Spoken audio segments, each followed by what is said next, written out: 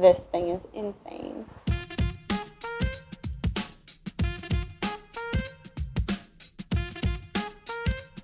Buying a mirrorless camera means at some point you're probably going to want to have some mirrorless lenses.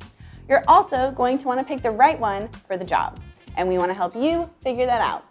One lens that seemed right for us was the Canon 28-70 f2, and after spending a bit of time with it, we're here to let you know what we think. There's so much to unpack with this lens, and we mean that literally. This thing is obviously huge, but before we talk about that, let's talk about the other elephant in the room, the focal length.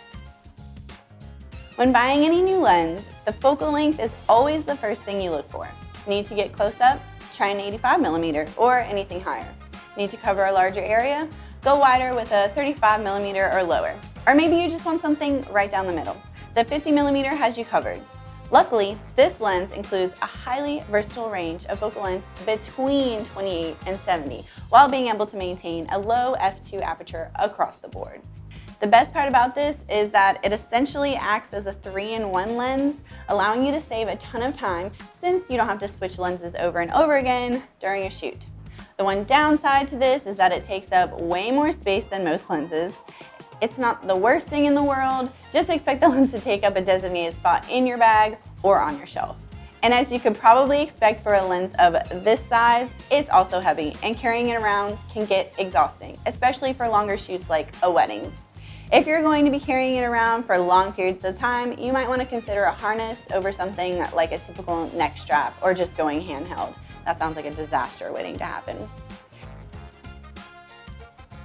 We covered a lot about the physical aspects of this 28-70mm, but let's talk about the technical side. The photos you can get with this lens are beautiful. They are clear, they are sharp, but can they almost be too sharp? In some of our photos, we had noticed noir happening a lot, even in textures where it's not as common. If you're not familiar with that effect, noir is when your camera's digital sensor is catching a lot of tiny repetitive details next to each other, which causes this weird sort of optical illusion. You may have seen this before in pictures of striped shirts, or if you've ever taken a picture of a computer screen with your phone. But since this lens is mega sharp, that noir shows up in more cases.